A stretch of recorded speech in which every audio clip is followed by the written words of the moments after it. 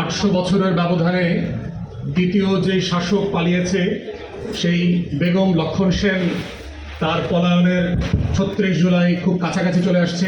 জালেমরা, স্বৈরাচাররা যারা পিছনের দরজা দিয়ে পালিয়ে চলে যায় তারা শাসন ক্ষমতায় আর ফিরে আসে না। এবং সেইটা শুধুমাত্র 800 বছর আগের ঘটনা না, গত 100 বছরের ইতিহাসে দেখেন দক্ষিণ আমেরিকা থেকে শুরু করে মধ্যপ্রাচ্য এবং আফ্রিকাতে যারা যেখানে ইভেন আমাদের এশিয়াতেও যে সকল স্বৈরাচার জালেমরা ক্ষমতা থেকে পদচ্যুত হয়ে পালিয়েছিল তারা আর ফিরতে পারে নাই। অতএব এখনো যারা রাতে দিনে টেলিভিশনে গণমাধ্যমে প্রচুর বেকার সিনিয়র সাংবাদিকদের বক্তব্য শোনেন, উনি আসবেন, বাংলাদেশটাকে হাসবে, রাজপথ কাঁপবে, আমরা বলছি আপনাদের জন্য আমরা শাহবাগের সব গোলাপ ফুলের স্টক অর্ডার করে রাখতেছি। বাংলাদেশের সব লাল গালিচা আপনাদের জন্য প্রস্তুত করে রাখা হচ্ছে। বাংলাদেশের প্রত্যেকটা সীমান্ত থেকে এবং বিমানবন্দর থেকে কাশিমপুর এবং কেরানীগঞ্জ পর্যন্ত আমরা লাল কার্পেট বিছায় দিয়েছি আপনার জন্য। দয়া করে দিনে অথবা রাতের যেই সময়টা ভালো লাগে অমিত শাহ, শুভেন্দু আর হেমন্তের সাথে কথা বলে তার কাটার ভেদ সিদ্ধ করে বিএসএফ কে কটা টাকা দিয়ে দয়া করে পালিয়ে চলে আসেন। প্রিয় কথা হচ্ছে, যারা বাংলাদেশকে আবার 24শে জুলাইয়ের আগের দিনগুলোতে ফিরিয়ে নিতে চায়, আপনাদেরকে ইতিহাস থেকে মনে রাখতে হবে আমার 800 বছরের ইতিহাসে এই বঙ্গ অঞ্চলের সবচেয়ে শক্তিশালী সম্মিলিত স্মৃতির নাম হচ্ছে 2024 সালের গণ অভ্যুত্থান।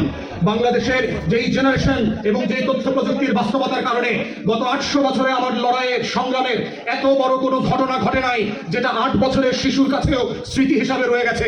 এবং এই স্মৃতিটা এমন যেটা আপনি চাইলেই শেখ মুজিব যেভাবে 74-এ 75-এ গণকণ্ঠ, হক কথা, মাওলানা ভাসানী, জাসদের পত্রিকাগুলোকে প্রেস প্রিন্টিং অফিস থেকে গোয়েন্দা পাঠিয়ে দিয়ে, রক্ষী বাহিনী পাঠিয়ে দিয়ে, মুজিব বাহিনী পাঠিয়ে দিয়ে বের করে এনে পোড়ায় দিয়েছেন যেন আপনার আকাম কুকামের খবরগুলো পরের দিন মানুষ জানতে না পারে, আমরা সেই বাংলাদেশে আজ বাস করি না।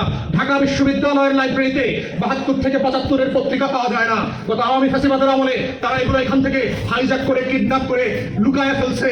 তাদের অপকর্মের ইতিহাস যেন জানা না থাকে। 24কে লুকাইতে পারবেন না। কোন বাহিনী দিয়ে, কোন পত্রিকা অফিস থেকে ইতিহাস গায়েব করবার জায়গাতে আমরা এখন আর নাই।